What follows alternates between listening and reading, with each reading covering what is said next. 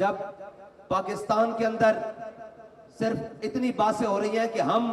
فلسطین کے لیے کیا کر سکتے ہیں اور ہمیں فلسطینیوں کے لیے کیا کرنا چاہیے، اور پاکستان کی ریاستی سطح پر ابھی تک ایک شپ جیسے بحری جہاز کہا جاتا ہے وہ بھی اس کا بھی انتظام نہیں کیا گیا جس کے ذریعے فلسطینیوں کی امداد پہنچائی جائے، اور عالم کفر خوش ہے کہ ہم نے پاکستانی قوم کو قرضوں کے نیچے دبا دیا، ہم نے ان کو IMF کے نیچے دبا دیا، ہم نے ان کو عالمی بینک کے نیچے دبا دیا ہے، اب ان میں دم خم نہیں ہے۔ لیکن آج صبح سے ان کی نیندیں حرام ہیں کہ بھائی یہ کون سی قوم ہے، ہم نے ان کو قرضوں کے نیچے ڈبویا، مہنگائی کے نیچے ڈبویا، لیکن پھر بھی بیت المقدس کی حفاظت کے لیے آج لاکھوں کی تعداد میں اسلام آباد کی سڑکوں پر پھر موجود ہے، اور یہ نعرہ لگا رہے ہیں لبیک لبیک لبیک یا اقصی، لبیک۔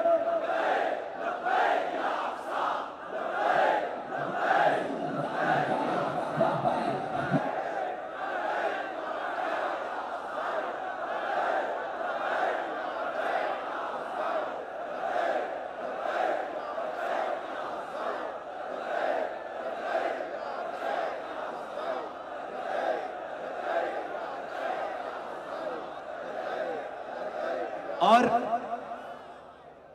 پاکستان میں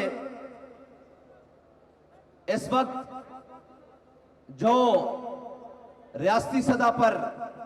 مجرمانہ خاموشی اختیار کی ہوئی ہے اور 57 اسلامی ممالک کی مجرمانہ خاموشی، خصوصاً پاکستان،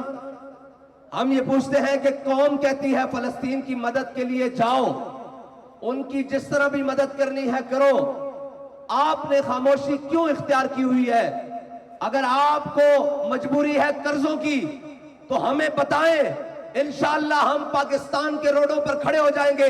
کہ اگر فلسطینی بھائیوں کی مدد چاہتے ہو، اور 57 اسلامی ممالک کو پکاریں گے کہ اگر تم چاہتے ہو کہ واقعی ایٹمی ملک